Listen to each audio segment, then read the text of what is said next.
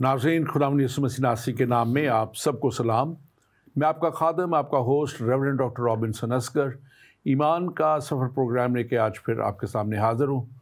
और नाज़रीन, मैं खुदावंद अपने खुदा का शुक्रगुज़ार हूँ जो हमारी ज़िंदगी में हमें बार बार ये मौके अता कर देता है कि ईमान के सफ़र में और ज़िंदगी की इन सब राहों में हम उस तौर पे आगे चलते चले जाएं जैसे खुदावंद हमारा खुदा हमें बताता है, खुदावंद हमारा खुदा हमें सिखाता है। और यकीनन खुदावंद हमारा खुदा हम सबको, यानी मुझे और आपको और वो सब लोग जो चाहे मसीही हैं या गैर मसीही हैं, वो कलाम की सच्चाइयों को जाने, उन हकीकतों को जाने और उस सच्चाई को जाने जो खुदावंद हमारा खुदा चाहता है कि हम सब उस सच्चाई को जाने, ताकि कलाम के मुताबिक जैसे लिखा है, तुम सच्चाई को जानोगे और सच्चाई तुम्हें आज़ाद करेगी। हमारा ये प्रोग्राम ईमान का सफ़र इसीलिए है कि हम वो सब बातें जो हम तक पहुँची, हमें कलाम मुक़द्दस के वसीला से, नबियों के वसीला से और फिर खुदा के बेटे यीशु मसीह के वसीला से पहुँची, वो सारी बातें हम आप तक भी पहुँचाएँ, ताकि कलाम के मुताबिक जो कोई उस पर ईमान लाए वो हलाक ना हो बल्कि हमेशा की ज़िंदगी पाए। तो हमेशा की ज़िंदगी तमाम दुनिया के लिए है, तमाम लोगों के लिए है। जो कोई भी ईमान ले आता है हमेशा की ज़िंदगी का वारिस वो ठहरा दिया जाता है।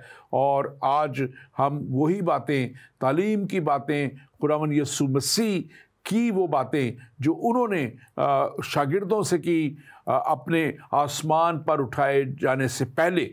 हमने पिछली दफ़ा प्रोग्राम किया था मसीह का आसमान पर उठाया जाना, और आज हम बात करेंगे वो सारी बातें जो 40 दिन तक ज़मीन पर रहते हुए उमाल की किताब में और अनजील के आखिरी हिस्से में लिखी गई हैं, वो हम आप तक लेके आएंगे। और जैसे हमने बताया था कि हम अब बुक ऑफ एक्ट्स जो उमाल की किताब है, जो रसूलों के बाल भी जिसको कहा जाता है, जिसको पाक रूह की सारी बातें भी या पाक रूह के वसीला से जो काम है, पाक रूह के काम हैं, वो भी कहा जाता है। वो पाक रूह यानी कि खुदा का रूह, बाप और बेटे का रूह, यानी कि पवित्र आत्मा भी कहते हैं लोग, इसको होली स्पिरिट भी कहते हैं, सच्चाई का रूह भी कहते हैं, हक का रूह भी कहते हैं। और वो पाक रूह जो है वो कैसे शागिर्दों को दिया गया, क्यों दिया गया, लेकिन हम इसको आज ख़ास तौर पे बयान करेंगे कि कैसे ये वादा पूरा भी हुआ और कैसे मसीह चाहता है कि वो वादा तमाम लोगों में, उनकी ज़िंदगी में पूरा हो। और आज जब हम बात करते हैं तो इब्तदाई कलीसिया में जो यरूशलेम में है, क्योंकि ये सारा काम यरूशलेम से स्टार्ट हुआ, और आज का हमारा सब्जेक्ट टॉपिक है इब्तदाई कलीसिया, जिसकी बुनियाद यीशु मसीह ने अपने शागिर्दों के वसीला से रख दी, और वो शागिर्द उस वक्त यरूशलेम में थे। हम इसके ताल्लुक से बात करेंगे। और आज स्टूडियो में मेरे साथ मौजूद हैं इस टॉपिक पे बात करने के लिए, इस सब्जेक्ट पे बात करने के लिए डॉक्टर अख्तर अंजिली। डॉक्टर अख्तर अंजिली आपके साथ, आपके सामने पहले भी बहुत सालों से आ रहे हैं, बहुत से प्रोग्राम हमारे साथ किए हैं। मेडिकल डॉक्टर होने के साथ साथ ये जो है खुदा के बड़े अच्छे खादम हैं। और इनकी एक किताब सूफीज़म एंड जहाद है, वो आपको अमेज़ॉन से मिल सकती है, आप ले सकते हैं। बड़ी अच्छी किताब इन्होंने लिखी है, आप ज़रूर इसको पढ़िएगा। और आज हमारे साथ ये बात करेंगे इब्तदाई कलीसिया यरूशलेम में। Doctor Anjali, welcome to the show. आप क्या कहना चाहेंगे, क्या बात कुछ इस ताल्लुक से करना चाहेंगे? जी पादरी साहब, जैसे आपने फरमाया कि मैं बहुत से चंद सालों से बहुत से प्रोग्रामों में आपके साथ यहाँ पर हाज़िर हुआ हूँ, और मैं हमेशा अपना तारुफ़ यूँ करवाता हूँ कि बाइबल मुक़द्दस का मैं एक अदना सा तालिब इल्म हूँ, और कई सालों से, बहुत सालों से मैं इस किताब मुक़द्दस का मुताला कर रहा हूँ। I am a student of the sacred scriptures, और यही मेरा सबसे बड़ा तारुफ़ है इस प्रोग्राम के हवाले से। बाकी जैसे आपने फरमाया कि मैं मेडिकल डॉक्टर हूँ, वो मेरा रिस्क रोटी का मसला है, और कुछ मैंने किताबें लिखाने का सिलसिला भी है ज़िंदगी में, वो मेरा शौक़ है। लेकिन जहाँ तक मेरे दीन और मज़हब की खिदमत का और मेरे अक़ीदों की पासदारी की बात है तो बाइबल मुक़द्दस मेरे लिए ये ज़िंदगी है, और मैं बाइबल मुक़द्दस के इन सहाइफ़ को दिली तौर पर, और ये मेरा अकीदा है, ये मेरा ईमान है कि ये खुदा का पाक कलाम है, और मैं इन सहाइफ़ का अदना सा तालब इल्म हूँ और इनको बहुत मुख्तलिफ़ तरीक़ों से पढ़ता हूँ। जब भी कभी वक्त मिलता है या मौका मिलता है तो इन सहाइफ़ को मैं उनकी इब्तदाई ज़ुबानों में भी पढ़ता हूँ। ये मेरी खुशकिस्मती है कि इंग्लिस्तान में मौजूद होने के नाते से इन सहाइफ़ की जो ओरिजिनल कॉपीज़ हैं ब्रिटिश लाइब्रेरी में, ब्रिटिश म्यूज़ियम में, उनको भी देखने का मौका मिला है। और मुझे खुशी होती है जब आप मुझे स्टूडियो में बुलाते हैं कि मैं अपने थोड़े से इल्म से या जो मुताला मैंने किया है, खुदावंद ने जो बरक़ात मुझे दी हैं, उनका इस्तेमाल करके मैं आपके साथ इस प्रोग्राम में अपने नाजरीन के साथ कुछ बातें शेयर कर सकता हूँ। Thank you very much doctor Anjali, आपका शुक्रिया। और मैं नाजरीन से कहूँगा कि हमारे इस प्रोग्राम को आप ज़रूर शेयर कीजिए। जितने हमारे साथ इस वक्त शामिल हैं, आप इस प्रोग्राम को शेयर कीजिए। बड़ा इम्पॉर्टेंट टॉपिक है और ये बहुत ज़बरदस्त ऐसी तालीम है जो कि हर एक का जिसका जानना जिसके लिए ज़रूरी है, हर एक के लिए ज़रूरी है। और आप इसको ज़रूर शेयर कीजिए। हमारे फेसबुक और यूट्यूब पेज ईमान के सफ़र को लाइक कीजिए। और अगर आपका कोई भी सवाल है तो आप हमें सवाल अपना कॉल करके से कर सकते हैं या लिख के भेज सकते हैं। +1 585 542 5900 ये हमारा व्हाट्सएप नंबर है। आपकी स्क्रीन पे लोकल नंबर्स भी आएंगे, आप उस पर भी हमें कॉल कर सकते हैं। हमारी स्काइप आईडी ज़िंदगी टीवी है, आप उस पर भी कॉल कर सकते हैं। और ख़ास तौर पे मैं बताता चलूँ कि हमारे और भी बहुत से जैसे हमारा ऐप है ज़िंदगी टीवी का, आप उसको डाउनलोड कर सकते हैं। और होशाना.com साइट है, या दूसरी और जादू टीवी और इस तरह अमेरिका में दूसरी जगह पे चलता है। ये उन पे सारी जगहों पे आप इस प्रोग्राम को देख सकते हैं। और ज़रूर आप हमें अपनी फ़ीडबैक भी दिया करें। बहुत से लोग फ़ीडबैक देते हैं, हम उनके शुक्रगुज़ार हैं। बहुत से लोग अप्रिशिएट करते हैं, हम उनके लिए भी खुदावंद की शुक्रगुज़ारी करते हैं। और बहुत से लोग बड़े रेगुलरली हमें सवाल भी भेजते हैं, हम उनके लिए भी खुदा का शुक्र अदा करते हैं। और एक सवाल लास्ट टाइम मैंने कहा था, प्रोग्राम ख़त्म हो रहा था, वक्त नहीं था, तो एक सवाल आया था हमारे पादी साहब, मैं पादरी भट्टी हूँ कराची से, और मेरा सवाल ये है कि कलाम में लिखा है कि तू यीशु मसीह पर ईमान ला तो तू और तेरा घराना निजात पाएगा। लेकिन हमारे मसीही ख़ानदानों में सारे मसीह के साथ नहीं चलते, लेकिन क्या इनके घराने का सरबराह अगर मसीह के साथ चल रहा है तो उस घराने उसका घराना चाहे वो यीशु मसीह को माने या ना माने निजात पाएंगे? तो मैं थोड़ा सा मैं बयान करूंगा, फिर ज़्यादा डॉक्टर जिली बात करेंगे। मैं आखिरी हिस्से को मैं बयान करूंगा कि अगर कोई घराने में से नहीं मानता तो यकीनन वो इस वजह से नहीं जाएगा कि उसके जो घराने का सरबराह है वो जो है मानता है। लेकिन अगर वो सरबराह को फॉलो करता है और अगर वो सरबराह की बात मानता है तो फिर वो जाएगा। और अगर वो उन सारी बातों पे ईमान लाता है तो वो ज़रूर जाएगा। और एक बात जो मैं अपने तजर्बे से कहना चाहता हूँ कि ये जो खुदा का कलाम है ये इस तरह भी पूरा होता है कि अगर कोई शख्स ईमानदार किसी फैमिली में आ जाता है, उस घराने का सरबराह हो या कोई भी शख्स हो, तो यकीनन वो एक सोर्स बन जाता है, ज़रिया बन जाता है निजात का उस घराने में लेके आने का।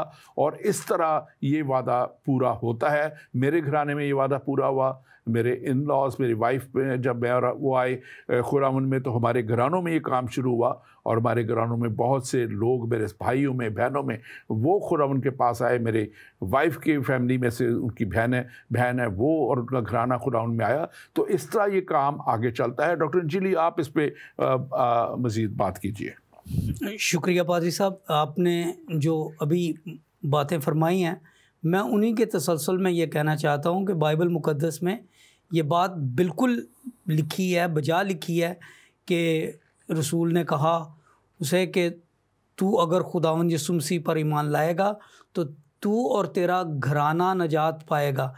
ये बात उस कॉन्टेक्स्ट में कही गई थी जब जो ख़ानदान का सरबराह है वो इस बात का तयन करता था कि उसका घराना किसकी इबादत करता है। मिसाल के तौर पर अगर हम वापस जाएं पुराने अहदनामे में, तो वहाँ पर हम देखते हैं कि जब बनी इसराइल खुदावंद खुदा से बरगश्ता होते थे तो दीगर बुतों की और देवताओं की वो पूजा करते थे, तो उनका पूरा ख़ानदान उनके साथ चला जाता था और इस तरह से वो बाल की परस्तिश में पूरा ख़ानदान लग जाता था। इसलिए क्योंकि उन ज़मानों में, उस तहज़ीब में, उस कम्युनिटी में जो बात ख़ानदान का सरबराह कह देता था सब उसे ही मानते थे। यानी कि जो इंडिविजुअलिज़म आज है ज़माने में वो नहीं था। ये नहीं है कि एक ख़ानदान में बाप का मज़हब और है, माँ का मज़हब और है, बेटी का मज़हब और है, भाई का मज़हब और है, बहन का मज़हब और है। ऐसे नहीं था। उस वक़्त मज़हब जो है वो एक अकाई ख़ानदान अकाई थी, मज़हब उसकी शनाख्त हुआ करती थी और जब उस शनाख्त के हवाले से सरबराह उसको बदलता था तो सब लोग उसके पीछे जाते थे। अब यहाँ पर जिस ख़ानदान से मुखातब है रसूल, उसमें ये बात थी कि अगर वो सरबराह उस तरफ जाएगा तो पूरा ख़ानदान उसके पीछे यहोवा खुदा की इबादत करेगा। इस नतीजे में वो और उसका घराना निजात पाएगा। रही बात कि अगर सिर्फ सरबराह ही खुदा को मानता है और घराने के लोग नहीं मानते, तो बाइबल मुकद्दस में इसका जवाब ये है, जो जान गुनाह करेगी वो मरेगी। आमीन आमीन। बड़ा आपने अच्छा जवाब दिया और मैं समझता हूँ कि बड़ा ये क्लियर जवाब है। अब अगर आप मेरे साथ चलें, हम अपने सब्जेक्ट से चलते हुए, तो ये उमाल की किताब जो है बुक ऑफ फैक्ट्स कहलाती है। ये हम जानते हैं कि लूका जो थे यीशु मसीह के पैरोकारों में से थे, गो के शागिर्दों में से नहीं थे, लेकिन ये शागिर्दों के करीबी दोस्त थे।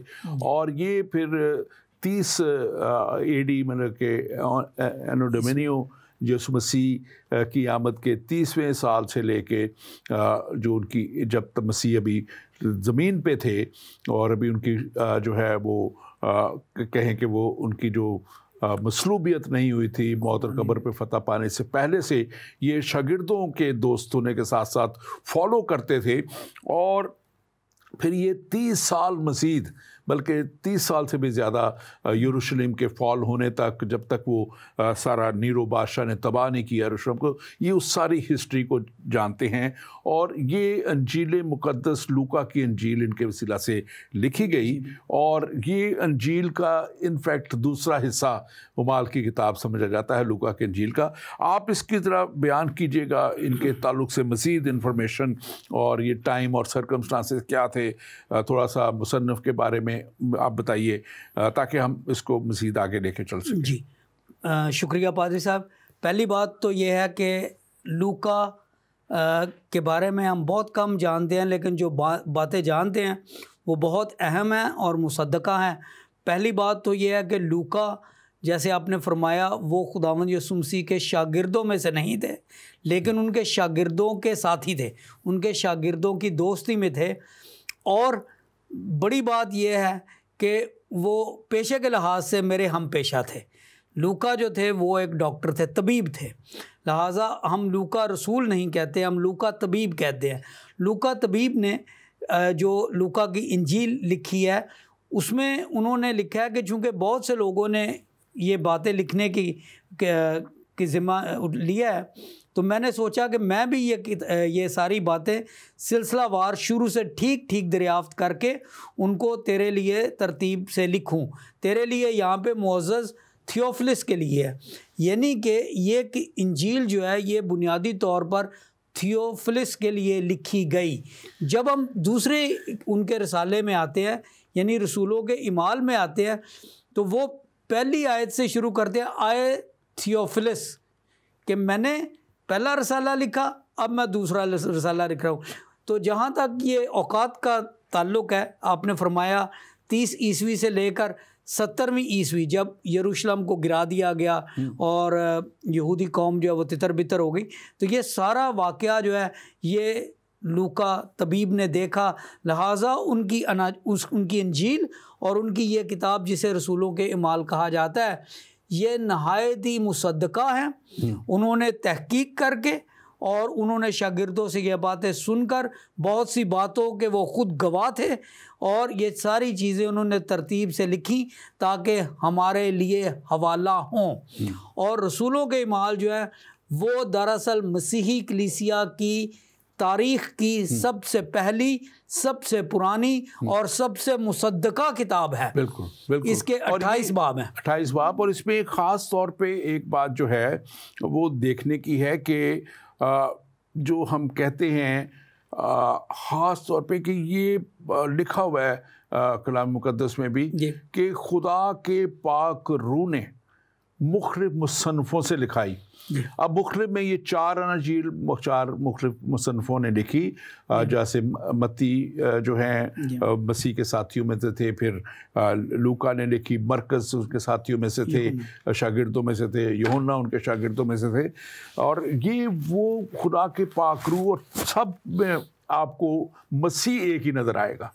मसीह डिफरेंट नहीं है, तालीम डिफरेंट नहीं है, लेकिन कुछ उसके वाक़यात और दूसरी चीज़ें जो हैं उस पर शायद आपको थोड़ा बहुत फोकस जो है हर मुसन्निफ़ का डिफरेंट है। जैसे मत्ती की इंजील का फोकस आसमान की बादशाही के ऊपर ज़्यादा है, यूहन्ना की इंजील है वो मसीह यीशु पे फोकस करती है ज़्यादा। तो ये जो ख़ास तौर पे हम देखते हैं सारी चीज़ों को, तो मैं समझता हूँ कि ये बड़ी ही अहम बात है कि हम इन सारी बातों को समझें। अब ये लूका की जब इंजील, लूका तबीब की मार्फत लिखी गई इंजील जो है वो उसके आखिर में ये बात वहाँ भी लिखी गई थी, और वो आयात अगर हम देखें तो उसका 24वां बाब जो है उस आखिरी बाब जो है, और उसमें एक बात मैं पहले करना चाहता हूँ कि आज मैं ख़ास तौर पे अपने नाज़रीन से भी कहूँगा कि अगर आप वाकई ही यीशु मसीह को जानना चाहते हैं, समझना चाहते हैं, तो उससे दुआ करके उसके कलाम को पढ़ें। और यहाँ पे एक आयत बड़ी ख़ास है, ये वो लोग हैं जो यीशु मसीह के साथ चलते थे, और 45वीं आयत यूँ फरमाती है, लूका की इंजील उसका जो आखिरी बाप है 24वां बाप है 45वां, फिर उसने उनका जहन खोला ताकि किताब मुक़द्दस को समझें। तो बाज़ दफ़ा इब्लीस जो है वो आजकल ख़ास तौर पे ज़हनों को बंद कर रहा है, बंद करता है। तो ये दुआ करके आप इसको समझें, समझने की कोशिश करें कि, और खुदावंद यीशु मसीह से ये दुआ करें, खुदा पाक रूह से ये दुआ करें कि वो आपके ज़हन को खोले ताकि आप कलाम की बातों को समझ सकें, जैसे यीशु मसीह ने लिखा है कि उनके ज़हनों को खोला। क्योंकि उनके ज़हनों में क्या था, मैं इसको भी बता चलूँ क्यों कहा गया। उस वक्त यीशु मसीह के ही एक शागिर्द यहूदा इस्करियोती ने उन्हें बिट्रे किया था, उनको धोखा दिया था, उनको पकड़वाया था, और फिर वो अपनी इस बात पे पशेमान हुआ था, और उसने इस पशेमानी में अपने आप को जो है वो फांसी दी, खुदकशी की, और फिर दरख्त से गिरा और उसका लिखा पेट फट गया, और ये सारा सिलसिला दर्ज है किताबों में। तो इसलिए शागिर्द जो थे एक बहुत ज़हनी तौर पे एक मुश्किल में थे, परेशानी में थे, और वो सोच रहे थे कि इस शागिर्द ने ऐसा क्यों किया, क्योंकि वो भी यीशु मसीह का शागिर्द था। लेकिन मैं समझता हूँ कि डॉक्टर साहब ये बहुत ज़रूरी था कि यीशु मसीह लिखा है कि इन 40 दिनों में वो मुख्तलिफ वक्तों में मुख्तलिफ तरीक़ों से उनको तालीम देते रहे। आप इसके बारे में ख़ास बताइए प्लीज़। जी देखें, खुदावंद यीशु मसीह जब मसलूब कर दिए गए, और हम जानते हैं कि उसके बाद वो झूठी खबर फैलाने की कोशिश की गई कि उनका जिस्म जो है, उनकी लाश को चुरा लिया गया, लेकिन वो बात गलत इसलिए थी क्योंकि खुदावंद यीशु मसीह 40 दिनों तक, ये छोटा अरसा नहीं है, 40 दिनों तक मुख्तलिफ लोगों पर ज़ाहिर होते रहे। और बाज़ लोग कहते हैं जी वो लोग जो है वो साइकोलॉजिकली, नफ्सियाती तौर पर इतने डिस्टर्ब थे कि उन्हें तसव्वुर में खुदावंद यीशु मसीह नज़र आए होंगे, या वो कोई रूह की सूरत में शैतान की तरफ से उन पे कोई हमला हुआ होगा वगैरह वगैरह। इन सारी बातों का जवाब ये है पादरी साहब कि वो ना सिर्फ एक शख्स को बार बार मिले, वो मुख्तलिफ लोगों को मिले और उन्होंने उनसे बातें की, बातें का मतलब है उनसे गुफ्तगू की, उनकी बातों का जवाब दिया, उनको बातें समझाई, उनके साथ खाना खाया। एक शागिर्द को उन्होंने ये भी कहा मुझे छू कर देख। अब ये सारी चीज़ें जो है वो नफ्सियाती हयोला जो होता है, इमेजिनेशन है, उससे नहीं की जा सकती। ये सारी चीज़ें रूह से नहीं की जा सकती कि वो आए और वो मछली भी खाएं उनके साथ, वो उनके साथ रोटी भी खाएं, उनसे बातें भी करें और उन्हें भेद की बातें भी बताएं, उन्हें बादशाही की वो तालीम भी समझाएं जो वो उनके साथ होते वक्त उनको देते रहे थे। लिहाजा खुदावंद यीशु मसीह का ज़िंदा होना ये इस तरह से साबित होता है कि जो काम सिर्फ ज़िंदा लोग कर सकते हैं वो उन्होंने किए। खाना खाया, गुफ्तगू की, तालीम दी, बातों का जवाब दिया, उनको कहा कि मुझे छू कर देखो, और उनके साथ वो कई बार हाज़िर हुए।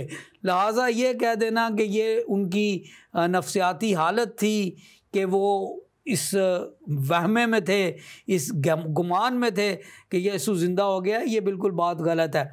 और फिर जब खुदावंद यीशु मसीह उनसे मिले, आपने फरमाया कि तुमने यरूशलेम में ठहरे रहना है, हुक्म दिया, और फिर कहा कि इस हुक्म की तामील होगी, जब तक तामील नहीं होगी वहाँ रहना।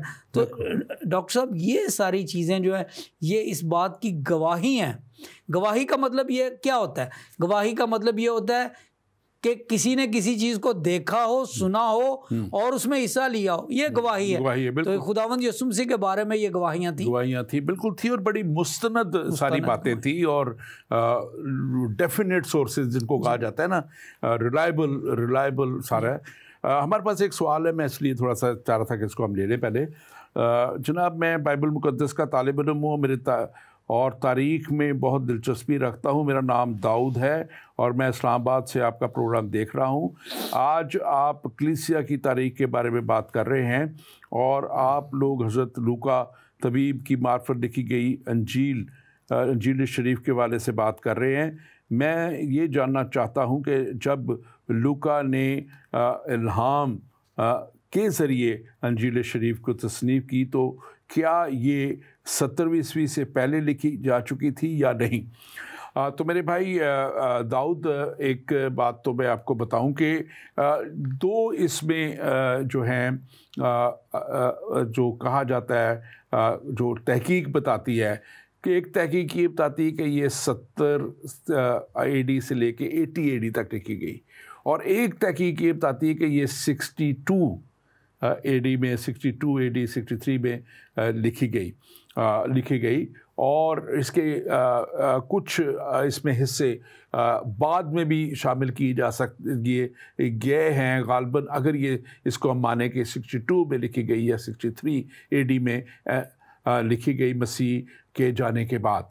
तो क्योंकि इसमें डॉक्टर साहब, आप थोड़ा सा इसको आगे मज़ीद बढ़ाना चाहें तो बढ़ाइएगा। देखें दाऊद साहब, आपके सवाल का बहुत बहुत शुक्रिया। अनाजील की सदाकत और मानवियत और अहमियत इस बात में नहीं कि ये कब लिखी गई, ये ज़रूरी है कि ये क्यों लिखी गई, किसने लिखी और उसका लिखवाने वाला कौन था। लिहाजा चूँकि आपका सवाल जो है उसका ताल्लुक़ इल्मियत से है, एकेडमिक है, मैं उसको एकेडमिकली उसका जवाब दूंगा। और वो ये है कि जैसे पादरी साहब फरमा रहे थे कि तहकीक जब होती है तो चूँकि उस वक़्त ऐसी कोई जगह नहीं थी जहाँ पर डॉक्यूमेंट्स को डेट करके स्टोर कर दिया जाता है जैसे आजकल किया जाता है। कोई भी चीज़ आप लिखते हैं इंटरनेट के ऊपर, वो डेट और टाइम उस डॉक्यूमेंट के साथ लग जाता है। यहाँ फिर चंद साल पहले लाइब्रेरियों में जब वो डॉक्यूमेंट रिसीव होता था तो उसके ऊपर लिख दिया जाता था कि ये डॉक्यूमेंट फ़लाँ दिन को, फ़लाँ तारीख़ को, फ़लाँ क्लर्क ने फ़लाँ स्कॉलर से रिसीव किया, वो लाइब्रेरी का हिस्सा बन गया। तो ये उस वक़्त इस तरह की बात नहीं थी, पहली बात। दूसरी बात यह है कि खुदावंद यीशु मसीह के सऊद फरमा जाने के बाद मसीहियों पर जो जुल्म सितम हो रहे थे, उसके तहत ये डॉक्यूमेंट्स जो हैं ये बहुत तरीके से छुपा के भी रखे गए। और उसके बाद यरूशलेम की जब बर्बादी हुई 70 AD में, 70 ईस्वी में, तो उस वक़्त भी एकदम हलचल मच गई। ये खुदावंद का फजल है कि ये डॉक्यूमेंट्स उसके बावजूद बच गए और उनको मुरतब किया गया। असल सवाल ये है, ये नहीं कि कब लिखी गई, असल सवाल ये है कि इसकी सदाकत है कि नहीं है। और उसकी सदाकत का जहाँ तक ताल्लुक़ है वो ये है कि लूका तबीब खुदावंद यीशु मसीह के शागिर्दों के साथ था, बहुत से वाक़यात उसने ख़ुद भी देखे और उसने शुरू में इस बात का जिक्र किया कि मैंने ये सारी बातें ठीक, मैं बाइबल मुक़द्दस से ये आपको आयत पढ़ना चाहता हूँ ताकि इसका जवाब आपको यहीं से मिल जाए। लूका तबीब की इंजील की पहली 3 आयात में पढ़ देता हूँ। चूँकि बहुतों ने इस पर कमर बांधी कि जो बातें हमारे दरमियान वाक़या हुई, these were things that happened, उनको तरतीबवार बयान करें, जैसा कि उन्होंने जो शुरू से खुद देखने वाले और कलाम के खादम थे उनको हम तक पहुँचाया। इसलिए आए मुअज़्ज़ज़ थियोफिलस, मैंने भी मुनासिब जाना कि सब बातों को सिलसिलावार शुरू से ठीक ठीक दरियाफ्त करके उनको तेरे लिए तरतीब से लिखूं। लिहाजा ये है उसकी गवाही कि ये बातें जो हैं ये बिल्कुल दरियाफ्त। और इसमें बिल्कुल डॉक्टर साहब, और ये वो वाक़या, इसको थोड़ा सा मैं ताकि रिलेट कर दूं अपने भाई के लिए और दूसरे लोगों के लिए भी, कि 63 AD 64 AD बल्कि 63 से जो है लेके 70 तक ये रोम से जो है पहले परसिक्यूशन चली थी। रोम में जो है नीरो बादशाह ने जो है बड़ी भयानक किस्म की जो है परसिक्यूशन शुरू की थी और फिर वहाँ से चलते चलते ये 70 AD में ये पहुँची यरूशलेम में, और इसको जूइश वार भी इस पीरियड में कहा जाता है। विद रोम के साथ एक जूस की वार थी, एक लंबी एक अलग दास्तान है। और ये जो है इसी दौरान में, इसी दौर में 60s में ही जो पतरस रसूल हैं और जो हमारे जो हैं पालूस रसूल हैं, इन्होंने भी शहादत जो है इसी दौर में जो उनको मिली उन्होंने पाई, और ये फिर यरूशलेम उसके बाद तबाह हुआ। तो ये वो सच्चाई है, ये वो बातें हैं जो सारी कलाम के मुताबिक हैं। मैं अपने नाज़रीन से एक बार फिर से कहूँगा कि आप ज़रूर इस प्रोग्राम को शेयर कीजिए, और अगर आपका कोई सवाल है तो वो हमें भेजिए, हम आपको ज़रूर उसका जवाब देंगे। और इसके साथ साथ ये नंबर हमारा जो व्हाट्सएप नंबर है +1 585 542 5900, इसको आप नोट कर लीजिए। जब भी हमारा प्रोग्राम हो ये नंबर आपके लिए है, ताकि आप व्हाट्सएप पे हमें मैसेज करके ये पैगाम अपना सवाल दे सकें या कॉल कर सकें। डॉक्टर साहब, आगे बढ़ते हुए हम देखते हैं कि अब जब हम इसको ख़ास तौर पे जब देखते हैं ये रसूलों के अमाल की जो पहली आयत है ना, दूसरी और चौथी, मैं समझता हूँ कि वो बड़ी ही जो है ज़बरदस्त इसमें कुछ चीज़ें हैं, उसमें हमें देखने इसको देखेंगे।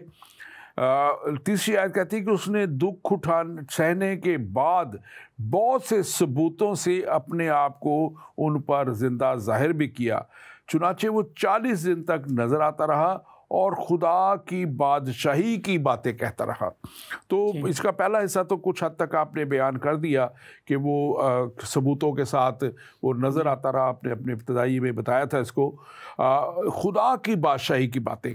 अब ये बड़ा अहम बात है कि जब बात की जाती है कि आने वाले वक्तों में क्या होगा, जब शागिर्द लिखते हैं या पालूस रसूल लिखते हैं या दूसरे शागिर्दों ने लिखा और वो बताते हैं कि कैसे वो कलीसिया का उठाया जाना होगा, कैसे 1000 साल बादशाहत होगी, कैसे जो है आसमान की बादशाही में सब उसके बाद 1000 साल बादशाहत के बाद दाखिल होंगे। तो ये वो सारी बातें हैं जो यहाँ पे लिखी गई, बादशाही की बातें उनसे कहता रहा। और ये 40 दिन का वक्त इसमें एक पीरियड है, और मैं सोचता हूँ कि ये वो वक्त है जो यीशु मसीह एक बड़ी गहरी तालीम उनको अपने शागिर्दों को देते रहे, क्योंकि अब उन्होंने यीशु मसीह को सलीब पे चढ़ते हुए देख लिया था, अब उन्होंने यीशु मसीह को जिंदा होते हुए देख लिया था, और अब वो जानते थे कि जैसे आपने भी अभी कहा भी था कि ये हमसे कोई रूह बात नहीं कर रही, उनके साथ वो खाते पीते बातचीत करते, और उनको यहाँ तक उन्होंने अपना आप दिखाया कि मेरे हाथों में जो है कील जा चुके थे, वहाँ उंगली डाल के देखो, मेरी पसली में हाथ डाल के देखो, क्योंकि रूह का जो है वो गोश्त नहीं होता। तो ये सारी बातें जब वो जान चुके थे, तो अब मसीह ने उनको आइंदा के लिए और उस बड़े मकसद के लिए और मिशन के लिए तैयार किया, कहा कि वो दुनिया में कलाम को लेके जाएं। आप आसमान की बादशाही के ताल्लुक से क्या बातें मज़ीद कहना चाहेंगे? जी, तारीख़ी तौर पर इसका पस मंज़र ये है कि जब खुदावंद यीशु मसीह इस दुनिया पर आए तो उस वक़्त यहूदी कौम ग़ुलामी में थी और रोम की बादशाही थी। और रोम की बादशाही के हवाले से ये है कि वो बड़े ज़ालिम लोग थे और वो अपने ग़ुलामों का और अपने मुतहत लोगों को बहुत बुरे तरीके से इस्तेमाल करते थे। यहूदी थक गए हुए थे उनकी ग़ुलामी कर कर के, और वो सोचते थे कि एक वक्त था जब दाऊद बादशाह की हुकूमत थी यरूशलेम में, और जो यहूदी कौम है वो पूरी दुनिया पर उस वक़्त छाई हुई थी और यरूशलेम पूरी दुनिया का मरकज़ माना जाता था। बहुत उनका जाओ जलाल था। लिहाजा जब वो नबूवतों में पढ़ते थे कि दाऊद का तख्त बहाल किया जाएगा, अब दाऊद का तख्त बहाल किया जाएगा तो जाहिर है वो सोचते थे कि हमें कोई बादशाही हमें वापस मिलेगी। तो उनके नज़दीक बादशाही यही थी, दुनिया की बादशाही। और हम खुदावंद यीशु मसीह की हयात अक़दस में ये बात बार बार पढ़ते हैं कि उसके शागिर्द, उसके सुनने वाले वो बात बादशाही की कर रहे हैं तो वो रोमियों की तरफ इशारा कर रहे हैं। खुदावंद यीशु मसीह बादशाही की बात कर रहे हैं तो वो आसमान की बादशाही की कर रहे हैं। लिहाजा जब खुदावंद यीशु मसीह को मसलूब कर दिया गया तो बहुत से लोगों ने सोचा होगा कि इस बादशाह का किस्सा तो हो गया ख़त्म। ये जो भी बादशाह अपने आप को कहता था या बादशाही की बातें करता था, ये तो बात ख़त्म हो गई है। खुदावंद यीशु मसीह अपने ज़िंदा होने के बाद अब ये भेद समझा रहे थे अपने शागिर्दों को कि बात अभी ख़त्म नहीं हुई, बल्कि अब तो खेल शुरू होने वाला है। दुनिया को बचाने का जो सिलसिला है वो अब शुरू होने वाला है, और बादशाही, खुदा की बादशाही तुम्हारी वजह से यरूशलेम से शुरू होगी और पूरी दुनिया को अपनी लपेट में ले लेगी। बादशाही का ये भेद उन्हें समझाया गया। और इसको देखिए आगे जाके अगर हम देखें, पतरस जो कि सबसे उनका शागिर्दों में बड़ा कह लें कि सबसे आगे शागिर्द था, ये वो पतरस है जिसको अक्सर याद किया जाता है कि इसने इनकार किया यीशु मसीह का। लेकिन अक्सर लोग भूल जाते हैं कि ये वही पतरस है जो पानियों पे भी चला। ये वही पतरस है जिसके ऊपर यीशु ने कहा था कि तेरे इस इकरार के ऊपर कि तू जिंदा खुदा का बेटा है, मैं अपनी कलीसिया को कायम करूँगा। पतरस के और बड़े बड़े काम हैं जो लिखा है कि उसके साये से भी जो है मोर्चे होते थे। जब वो गुजरता था तो उसके साया जिसमें पड़ जाता था वो बीमार भी अच्छा हो जाता था। तो यही पतरस, दूसरा पतरस पहला बाप उसकी 11वीं आयत में लिखता है, बल्कि इसने तुमसे हमारे खुदावंद और मुनज्जी यीशु मसीह की अबदी बादशाहत में बड़ी इज़्ज़त के साथ दाखिल किए जाओगे।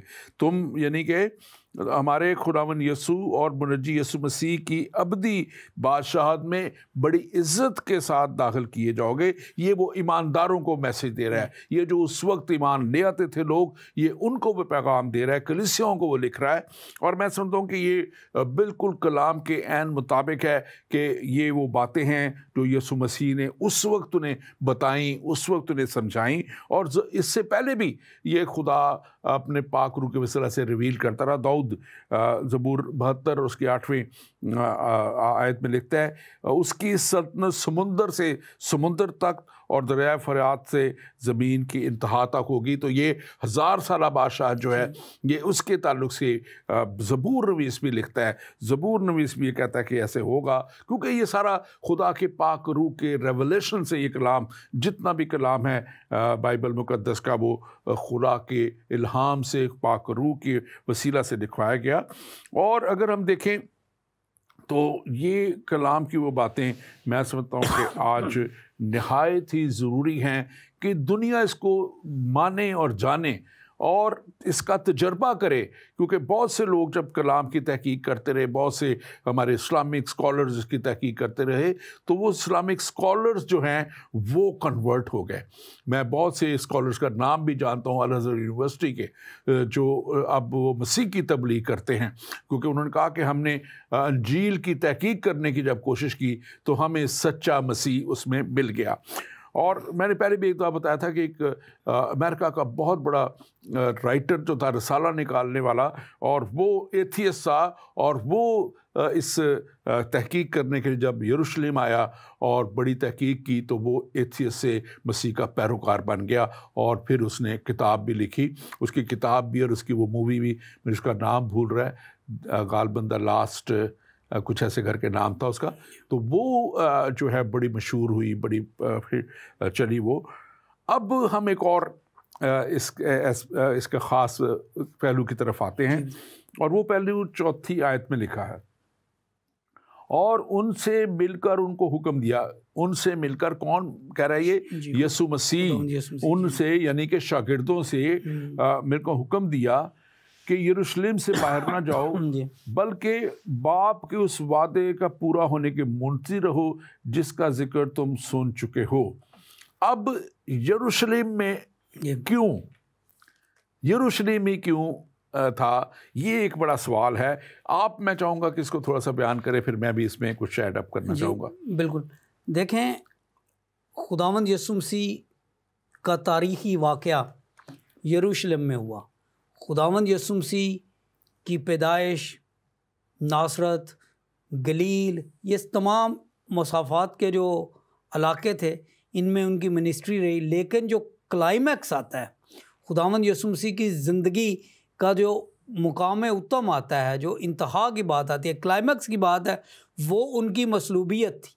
और उनकी मसलूबियत वो यरूशलेम में हुई। यरूशलेम के बाहर एक छोटी सी पहाड़ी जिसका नाम गलगता और जिसकी चोटी कलवरी थी, और वहाँ पर कलवरी पर उनको मसलूब किया गया। लिहाजा सारी दुनिया ने देखा कि ये शख्स जो अपने आप को मसीह कहता है, खुदा का बेटा कहता है, मौजज़े करता है, नबी है, जो भी है, उसकी कहानी यहाँ पे ख़त्म हो गई। लेकिन उसकी कहानी वहाँ पर ख़त्म नहीं हुई। शागिर्द उस वक़्त यरूशलेम में थे, और खुदावंद यीशु मसीह ने उनको मिलकर ये नहीं कहा कि यहाँ पर बड़ी हज़ार आसानी आएगी तुम पर, भाग जाओ यहाँ से। नहीं, तुमने यरूशलेम में ही रहना है। इसलिए क्योंकि नबुव्वतें सारी जो हैं वो यरूशलेम पर मरकूज़ है।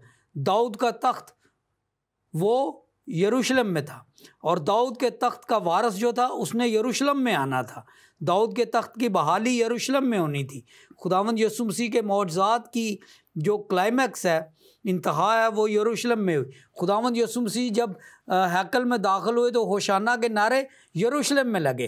खुदावंद यीशु मसीह को जब पकड़वाया गया तो कहने का मकसद ये है, खुदावंद यीशु मसीह की ज़िंदगी का दारो मदार जो है, उसको अगर हम नबुव्वत के तौर पर देखें, वाक़यात के तौर पर देखें, और वाक़यात के तसलसल के तौर पर देखें, तो सब यरूशलेम में थे। उन्हें यरूशलेम में रहना था, क्योंकि यरूशलेम वो मरकज़ था, दाऊद नबी का शहर, खुदावंद यीशु मसीह का शहर, वो मरकज़ था जहाँ से नजात का पैगाम पूरी दुनिया में फैलना था। बाइबल मुक़द्दस में लिखा है नजात यहूदियों में है। बिल्कुल। और चूँकि यहूदियों का मरकज़ यरूशलेम है, लिहाजा उन्हें वहीं पे रहना। और ये ख़ास तौर पे अगर आप देखें तो यरूशलेम में खुदा ने खुद कहा था कि मैं अपना नाम यहाँ रखूँगा, और जहाँ से खुदा ने अपना कहा था नाम रखूँगा, वहाँ से उन्होंने अपने बेटे यीशु मसीह की उस सारी कामिल और काफ़ी कुर्बानी को दुनिया तक लेके जाने के लिए इंतज़ाम किया। और मैं समझता हूँ कि बाप का ये वादा सिर्फ यरूशलेम वालों के लिए नहीं था, लेकिन यरूशलेम से शुरू करना ये एक बात की इस बात से भी दलील थी कि यही यहूदी थे जिन्होंने यीशु मसीह को कंडेम किया था, यीशु मसीह को रद्द किया था, और यीशु मसीह का बाप की तरफ से भेजे जाने को उन्होंने रद्द किया था। और यीशु मसीह खुदा अपना पाक रूप वहाँ पे भेज के ख़ास तौर पे ये बताना चाहते थे कि तुम अब देखोगे कि कैसे यही वो शागिर्द जिन्होंने मेरा इनकार किया था, ये दुनिया को बदलने वाले बन जाएंगे, तुम्हारी ज़िंदगियाँ बदलने वाले बन जाएंगे, क्योंकि ये यरूशलेम जो था ये उनका एक इमीडिएट सारा कुछ वाक़या जी हुआ था। आप कहना चाह रहे हैं? जी, मैं एक बात कहना चाहता हूँ। देखें, इस दुनिया में कोई और शहर नहीं है जिसको 3 कौमें कह रही हों कि ये इम्पोर्टेंट है। दुनिया में बड़े बड़े शहर हैं, न्यूयॉर्क है, टोक्यो है, 3 बड़े मज़ाहिब जो हैं, 3 बड़े मज़ाहिब जो हैं, वो सारे यरूशलेम पे ही अपने आप को मरकूज क्यों कर रहे हैं? इसलिए क्योंकि यरूशलेम में एक ऐसी बात है जो दुनिया के किसी और शहर में नहीं, जो दुनिया के किसी और मुकाम पे नहीं। बाइबल मुकद्दस में लिखा है कि जो नया शहर आने वाला है, जो खुदावंद यीशु मसीह की आमद के बाद आएगा, उसका नाम भी यरूशलेम है। यानी कि वो यरूशलेम, नया यरूशलेम है, ये उसका परतौ है। यरूशलेम से बड़ा शहर ना कोई है ना कोई था। और जब ये दुनिया ख़त्म हो जाएगी तो जब नया यरूशलेम आएगा तो वो भी नया यरूशलेम ही कहलाएगा। और ये आप जो बड़े होने की बात कर रहे हैं, उसकी अहमियत की बात कर रहे हैं, क्योंकि टेक्निकली देखा जाए तो वो 1.5 मील के अंदर अंदर पुराना यरूशलेम है और थोड़ा सा और अब नया अहमद हो गया, लेकिन उसकी अहमियत ऐसी है। और सबसे बड़ी अहमियत तो वही है कि खुदा ने सिर्फ एक ही शहर के लिए कहा, एक ही जगह, कि मैं अपना नाम यहाँ रखूँगा। और बहुत सी अब्राहम का ताल्लुक आप देखें, अगर मूसा का ताल्लुक देखें, तो इस शहर से सबका ताल्लुक बनता है। हमारे पास अभी भी इतना वक्त नहीं है, लेकिन एक बात मैं कहना चाहता हूँ कि इस ताल्लुक से कि ये वो जगह है जहाँ खुदा अब यहूदियों को जो उसके पास नहीं आएंगे उनको खुदा जो है मुजरिम भी इसी वजह से ठहराएगा कि तुम्हारे सामने सब कुछ हुआ और तुमने कबूल ना किया। और जो मुजरिम रास्तबाजी, गुनाह, रास्तबाजी और अदालत का भी यहाँ पे होना इसीलिए ठहरा है। हमारे पास 1-2 सवाल हैं, मैं उनकी तरफ चलता हूँ। हमारे भाई एक कोई यासिर बशीर हैं, वो लिखते हैं, अल्लाह के सिवा कोई माबूद नहीं, वो अकेला है, ना उसकी कोई बीवी है ना कोई उसकी औलाद, ईसा सिर्फ अल्लाह के रसूल हैं। तो मेरे भाई यासिर, आपके लिए मैं शुक्रगुजार हूँ, आपने ये लिखा। और ये बड़ा आपको मैं फिर से अक्सर कह देता हूँ, शायद आपने कभी नहीं सुना, फिर कहूँगा कि देखें, मसीहत का फोकस जो अभी भी हम सारी बात कर रहे हैं रूहानियत पे, अभी हम बात कर रहे हैं खुदा के रूह से। तो मसीहत का जो फोकस है ना, वो टोटली स्पिरिचुअल है, टोटली रूहानी है। और ये रूहानी एतबार से जो बाप, बेटा और पाक रूह है, लिखा हुआ है कलाम मुकद्दस में। आप भी देखें, खुदा रूह है। तो जब हम खुदा कहते हैं, रूह कहते हैं, तो दो को तो अब मान लिया आपने कि रूह भी है और वो खुदा भी है। तो खुदा रूह है। और इसके साथ साथ लिखा है यूहन्ना की इंजील, आपके कलाम में लिखा हुआ है कि आप ये अनाजील जो हैं ये इल्हामी किताबें हैं। तो इल्हामी किताब यूहन्ना की इंजील, उसका पहला बाब और उसकी पहली आयत से आप पढ़ना शुरू करें तो वहाँ पे लिखा है कि इब्तिदा में कलाम था और कलाम खुदा के साथ था और कलाम ही खुदा था। और लिखा है कि कलाम मुजस्सम हुआ और हमने उसका मुजस्सम हुआ, यानी कलाम यानी कलमा मुजस्सम हुआ, और हमने उसका ऐसा जलाल देखा जैसे बाप के इकलौते का जलाल। और फिर लिखा है 8वीं आयत 9वीं आयत में आप देखें, 12वीं 13वीं आयत है गालबन, और जितनों ने उसे कबूल किया उसने उन्हें बाप के फर्जंद होने का हक बख्शा। आपके मज़हब में भी तौहीदाने फर्जंदाने तौहीद कहते हैं, तो फिर तो वो कितने ही फर्जंद हो गए तौहीद के। तो हम तो सिर्फ एक स्पिरिचुअल उसका जो एंगल है कि खुदा बाप, बेटा, पाकरू एक हैं, हम भी एक मानते हैं, लेकिन एक खुदा में 3 शख्सियतों को मानते हैं कि ये 3 रूप हैं खुदा के। एक बेटे के रूप में यीशु मसीह का आना और फिर उसका दुनिया को निजात देना, ये खुदा की तरफ से था। और हम कभी भी नहीं कहते कि खुदा की कोई बीवी थी, क्योंकि खुदा जिस्म है ही नहीं।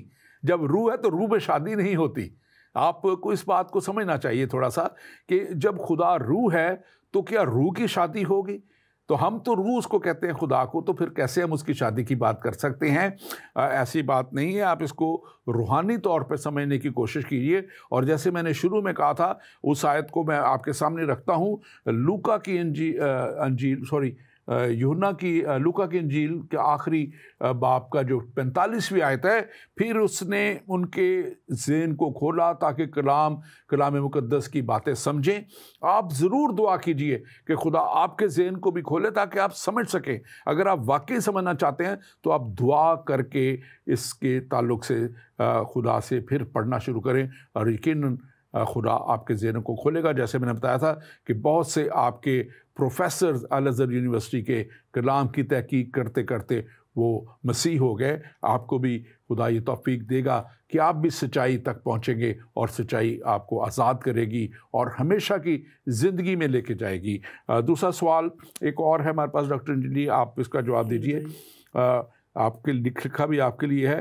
डॉक्टर अंजलि, अंग्रेज़ी में तो बहुत सी किताबें लिखी गई हैं मसीही कलीसिया की तवारीख़ और काफ़ी तरतीब से है, लेकिन क्या उर्दू में कुछ किताबें हैं जो तफसील से मसीही कलीसिया की तारीख़ की बात करती हो और बहुत ही तरतीब से हो? तो आप इसके ताल्लुक़ से जवाब दीजिए। जी, पहली बात तो मैं ये कहना चाहता हूँ कि अगर कोई भी शख्स मसीहियत की तारीख़ को पढ़ना चाहता है तो सबसे पहले उसे इमाल की किताब पढ़नी चाहिए। रसूलों के इमाल 28 बाब है, अगर हर रोज़ एक बाब आप समझें पढ़ें तो एक महीने में ये पूरी मसीहियत की तारीख़ आपको समझ आ जाएगी। उर्दू की जहाँ तक बात है तो उर्दू में बहुत काम हुआ है इस बात पर।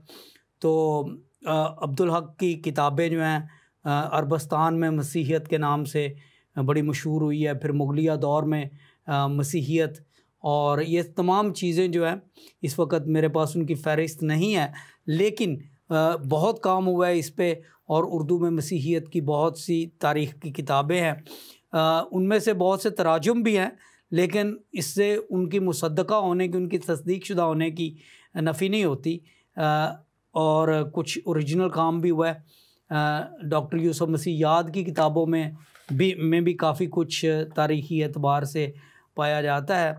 तो मेरी website Christian Urdu writers and poets के नाम से injili.com पे अगर आप जाएं तो वहाँ पर बहुत सी किताबों का जिक्र है जो अभी मेरे जहन में इस वक्त नहीं, क्योंकि हमारा टॉपिक कुछ और था। बिल्कुल। तो बल्कि मैं इसमें ऐड करूँगा कि हमारे पास भाई आप अपना अगर हमें व्हाट्सएप पे अपना नंबर भेज दें तो हमारी टीम आपसे रब्ता करेगी। हमारे पास बहुत सी किताबें हैं, हम आप तक पहुंचा देंगे वो किताबें। तो आप ज़रूर हमें व्हाट्सएप कर दीजिए, अभी कर दीजिए, बेशक बाद में कर दीजिए, हमें व्हाट्सएप कर दीजिए अपना नंबर, नाम, और अगर पता भी करना चाहें तो कर दें, वरना वो नंबर वाले कॉल करके आपसे खुद आप पता ले लेंगे, आप तक पहुंचाएंगे। हमारे पास एक और सवाल है डॉक्टर अंजलि।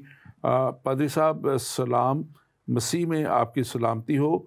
मेरा नाम पतरस भट्टी है और मैं फैसलाबाद से आपका प्रोग्राम देख रहा हूँ। मेरा सवाल ये है कि रसूल की तसानीफ़ के बाद रसूली बुज़ुर्गों की जो तसानीफ़ हैं उनमें कितने वक्त का अरसा है? कहीं मुसलमानों की हदीसों की तरह तो नहीं, क्योंकि उनकी हदीसें तो 200 बरस बाद भी लिखी गई।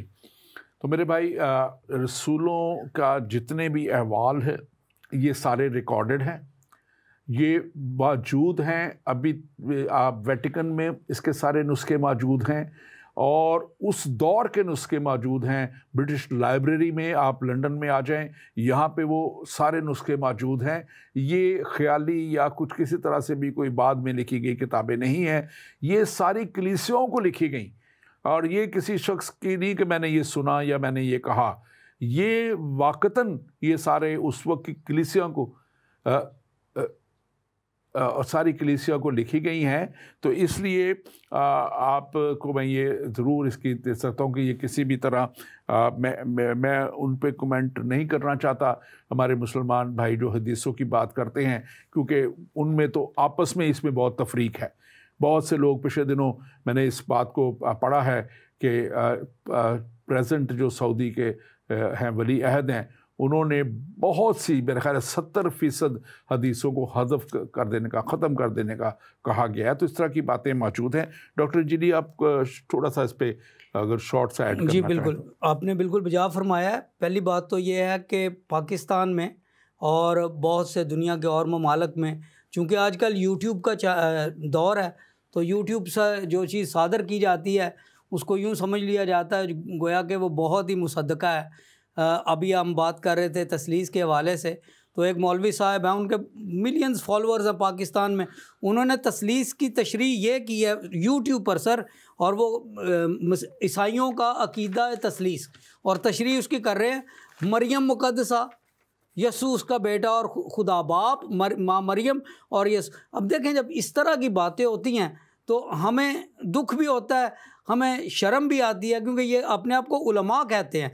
देखें आप कोई भी उलम की बात है बाइबल मुकद्दस से करें, जो लिखी पढ़ी बात है, सुनी सुनाई बातें जो हैं वो तो हम कहाँ से भी ले सकते हैं। हमारा दीन, हमारा मज़हब, हमारा अकीदा जो है उन चीज़ों पर है जो लिखी गई हैं और हम तक पुष्ट दर पुष्ट पहुंचा दी गई हैं। बिल्कुल, ये बड़ी सदाकत की बातें हैं लिखी। बिल्कुल। और डॉक्टर अंजलि, इसमें सबसे बड़ी बात यह है कि अगर कहीं भी कोई चीज़ गलत है या कहा जाता है कि बदल गई, तो मेरा हमेशा से सवाल ये रहा है कि आज तक 1500-1600 साल से हमारे मज़हब इस्लाम चल रहा है, उन्होंने अपनी हर एक चीज़ ढूंढ ली है। हमारी भी कोई एक असल हमें निकाल के दिखा दें। वो एक जाली अंजील बरनबास लेके बैठे हुए हैं, और आप उसको अगर कैसे वो जाली है तो प्रोफेसर यूसुफ जलील ने उसके ऊपर किताब लिखी हुई है, जाली अंजील बरनबास। आपको मिल जाएगी बाइबल सोसाइटी से भी, दूसरी जगह से, आप उसको पढ़ लें। मैंने बहुत पहले उनका इस पर प्रोग्राम भी करवाया था। मैं बात कर रहा हूँ गालबन 80s की बात है। मैंने इस पर सेमिनार करवाया था मुस्लिम उलमा के साथ, और उस वक्त उन्होंने ये आमने सामने बैठ के बात की थी और हिस्टोरिकल फैक्ट्स बताए थे कि ये जो लिखा गया है ये सारा झूठ है। हिस्टोरिकली वो जगह है ही नहीं जो उसमें बरनबास। एक बात मैं अभी जाली इंजील बरनबास से अभी कर देता हूँ। वहाँ पर लिखा है जुबली का साल जो हर 500 साल बाद आता है। 500 साल बाद आता है, तो जुबली का साल तो बाइबल मुकद्दस की बात है। एक सवाल जल्दी से हम ले लेते हैं। अस्सलाम वालेकुम, मैं मोहम्मद ज़ीशान हूँ और जामिया अल अज़हर यूनिवर्सिटी से अभी इस्लामी तारीख़ में फ़ारिग़ तहसील होकर आया हूँ। आप बात कर रहे हैं शहर यरूशलेम की, इसका मतलब इसके मतलब भी इस्लामती का शहर है, लेकिन आज भी जितनी लड़ाइयाँ और फसादात वहाँ पे होते हैं यहूदी और मुसलमानों के दरमियान कहीं नहीं होते, तो फिर कैसे सलामती का शहर है? तो यकीनन ये जंग तो पहले दिन से शुरू है। ये जंग तो आसमान में अबलीस जो लूसीफ़र खुदा का फरिश्ता था, उसने खुदा के ख़िलाफ़ बगावत की और उस वक्त से ये जंग शुरू है। ये जंग बाग़ अदन से शुरू है, जब आदम और हवा को जब खुदा ने कहा था कि ये फल ना खाना और अबलीस ने कहा था कि ये फल खा, और उन्होंने अबलीस की मानी। आज भी वही क़ुव्वतें उनके साथ लड़ रही हैं जो उनके वजूद को तस्लीम नहीं करती। और यकीनन जिस जगह को खुदा ने कहा था बनी इसराइल को, जब उन्होंने खुदा ने कहा था कि ये वादे का मुल्क मैं तुम्हें देता हूँ, तो ये वादा का मुल्क खुदा की तरफ से दिया गया था। ये वादे का मुल्क उन्हें खुदा की तरफ से जो दी गई चीज़ है, उसे दुनिया किसी तरह उसका कब्ज़ा नहीं कर सकती, कभी भी उसकी वारिस नहीं बन सकती। और यही वो जंग है जो वहाँ होती रहती है। मैं इससे ज़्यादा उस पर कुछ नहीं कहना चाहता। आखिर में जल्दी से अपने मज़मून को वाइंड अप करते हुए, ये जो बपतिस्मा है लिखा हुआ है उमाल पहला बाप और उसकी 5वीं आयत में, क्योंकि यूहन्ना ने तो पानी से बपतिस्मा दिया, मगर तुम थोड़े दिनों में रूह कुद्स से बपतिस्मा पाओगे। तो मैं समझता हूँ कि ये टॉपिक इसको थोड़ा सा नेक्स्ट के लिए छोड़ दिया जाए तो ज़्यादा बेहतर है, क्योंकि हम इसको फिर इंसाफ नहीं कर पाएंगे। लेकिन एक बात जो मैं चाहता हूँ कि हम इसको देखें कि ये जो है अमाल की किताब, लूका ने सब बातें जो तालीमात जो यसू मसीह के और से पाक रूह के वसीला से करते रहे आसमान पर उठाए जाने के बाद, ये सारी इसमें तहरीर की हैं। ये उमाल की किताब जो है, ये जो अंजील मुकद्दस थी, वो सब कुछ लूका की अंजील में जो सब कुछ यसू मसीह ने किया वो दर्ज था। और ये सब कुछ इस किताब में जो दूसरा हिस्सा है अंजील का, उसमें वो सब कुछ जो होना है या शागिर्दों ने किया या पाक रूह के वसीला से हुआ, ये इसमें सारा मरकूम है। और अगले प्रोग्राम में इससे ताल्लुक़ से मज़ीद बात करेंगे। यीशु मसीह ने कलाम में बड़े वाज़ेह तौर पे लिखा है कि बग़ैर जो है जो कुछ कहा उसको ज़िम्मेदारी से कहा और किया। जो कुछ उन्होंने कहा उन्होंने करके दिखाया। उन्होंने कोई ऐसी बात नहीं की जो उन्होंने करके नहीं दिखाई। यहाँ तक कि वो जो कहते थे वो हर चीज़ को वो करके दिखाते थे। इसलिए मैं समझता हूँ कि उनका रुतबा जो है और उनका पैगाम जो है वो मुस्तनद पैगाम है, और वही मैं समझता हूँ कि दुनिया के लिए मशले राह है, हमेशा की ज़िंदगी का रास्ता है। आप इसके ताल्लुक से क्या कहेंगे? डॉक्टर साहब, एक जुमला मैं पहले कहना चाहता हूँ यरूशलेम में सलामती का शहर होने का।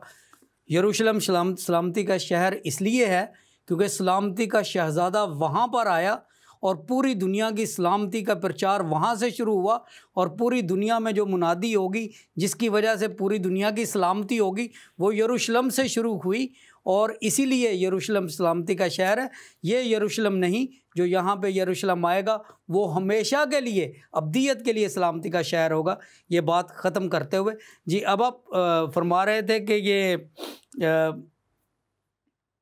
अपना सवाल ज़रा दोहरा दीजिए। मैं चाहता था इसको वाइंड अप करें, हमारे पास सिर्फ आखिरी मिनट है। तो रसूलों का इमाल के हवाले से मैं एक बात कहना चाहता हूँ कि ये जो किताब है जो लूका तबीब ने लिखी, ये मसीहियत की सबसे पहली, सबसे मुस्तनद किताब है। जो लोग मसीहियत की तारीख़ पढ़ना चाहते हैं, पादरी साहब, मैं उन्हें कहता हूँ कि ये 28 बाब हैं।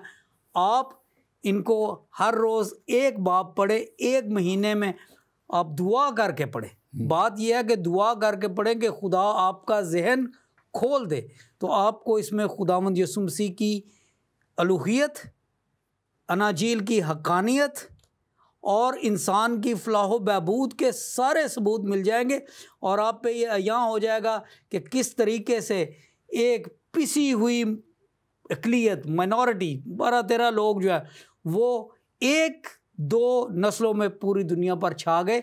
ये सलामती का पैगाम यरूशलेम से शुरू हुआ, इसलिए यरूशलेम सलामती का शहर है। Thank you very much doctor Anjali, thank you very much. और नाजरीन, मैं आपको ख़ास तौर पे कहूँगा, और मैं ख़ास तौर पे मुखातिब होना चाहता हूँ अपने गैर मसीही दोस्तों के लिए, बहनों के लिए, भाइयों के लिए भी।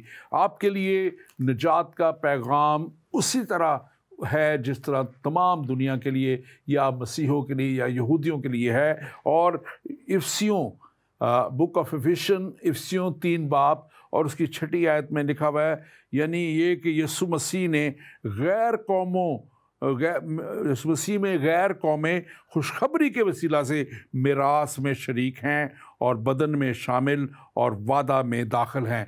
यानी कि यीशु मसीह में जो है इनहेरिटेंस में तमाम कौमें जो भी उस पर ईमान ले आएगा, यहाँ पे लिखा है मिरास में शरीक हैं, और लिखा है कि बॉडी ऑफ क्राइस्ट में, इक्लीसिया में वो शामिल की गई हैं, और लिखा हुआ है कि वो वादा में एंटर, उनको भी प्रॉमिस में, वादा में शामिल किया गया है। तो आप जो आज प्रोग्राम देख रहे हैं, चाहे आप मसीही हैं या गैर मसीही हैं, इस बात को ईमान से कबूल कीजिए कि ये कलाम जो खुदा का कलाम है, जो तमाम दुनिया के लिए है, और यीशु मसीह की मसलूबियत जो है वो गुनाहों की मुआफ़ी के लिए तमाम दुनिया के लिए है, तो आप यकीनन उसमें शामिल होने के पूरे पूरे हकदार हैं। और ये रसूलों के माल अगले दिनों में हम आपको बताएंगे कि कैसे ये गैर कौमों तक ये शागिर्द पहुँचे, और कैसे गैर कौमों तक ये पाक रूह के ज़ोर से और पाक रूह की कुव्वत से इस पैगाम को लेके गए। वही शागिर्द जो पहले डर और खौफ में थे, अब मसीह की कुव्वत में और उसके डर से, इस दुनिया के डर से बिल्कुल पाक हो के, दुनिया के डर को हमेशा के लिए ख़त्म करके वो निकल पड़े, और 12 में से 11 जो हैं वो शहीद किए गए, लेकिन उन्होंने मसीह का इनकार ना किया। और यही किताब हमें बताती है कि यीशु मसीह आएगा, उसकी बादशाही, आसमान की बादशाही की हमने बात की थी कि मिलेनियम किंगडम, 1000 साला बादशाहत, या हमने अभी सिर्फ इब्तदाई बातों में ये बात की है।